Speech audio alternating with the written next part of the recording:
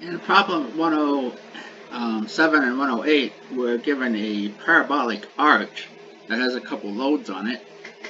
Um, and so we can look at some of the geometry here. I use A as my origin, and then B is at the peak of the arch, and we're given its coordinates.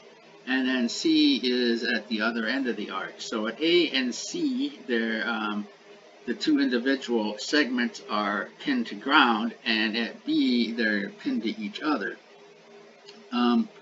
We need to know where points, we know where I defined another 2 points, D and E, where the loads act. D is at 5 meters from point A to the right, and E is 11 meters to the right of point A. And now, whether it's not clear whether the load acts on the top of the arch or at the center of the arch.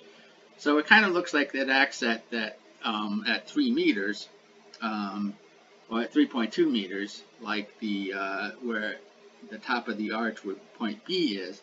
But it's not clear, so I actually just figure out, this is the formula, this is the equation for the arch.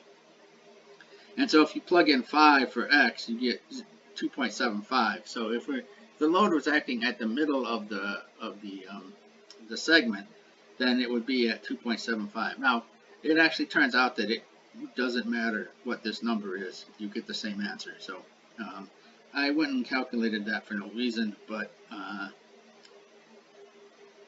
it's interesting that it actually doesn't matter. Although not probably surprising, because these are vertical loads, so that the line of action, the moments that they create, are really only dependent on this number here.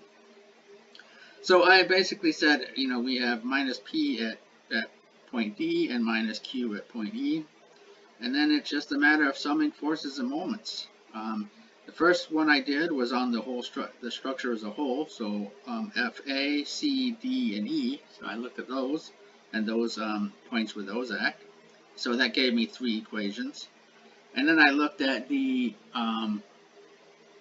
member on the left, so A, B, and D, with the forces acting on that member.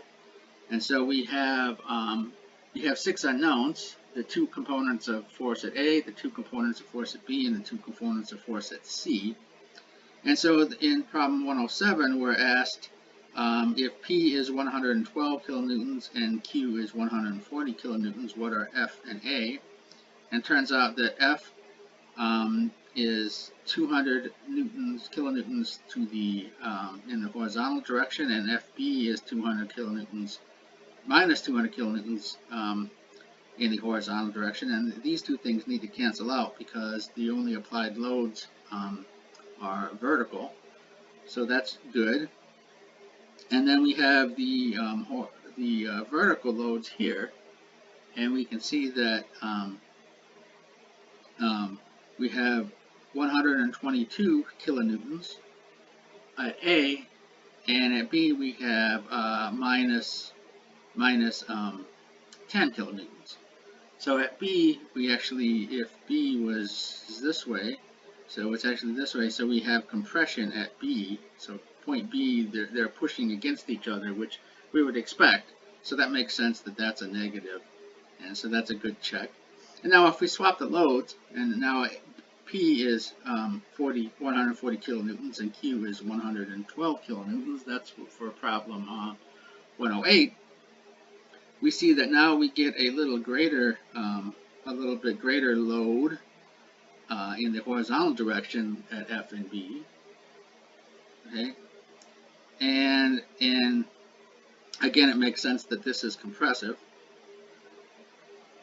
And now we have a slightly greater horizontal load at A, and a slightly smaller vertical load at A, and a slightly greater vertical load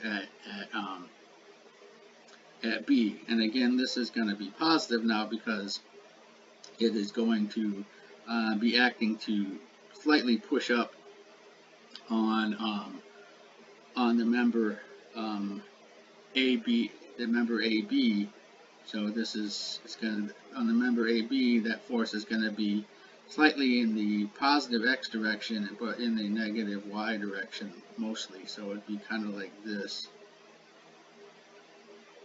Or sorry, mostly like negative x, positive, mostly like this. So that makes sense.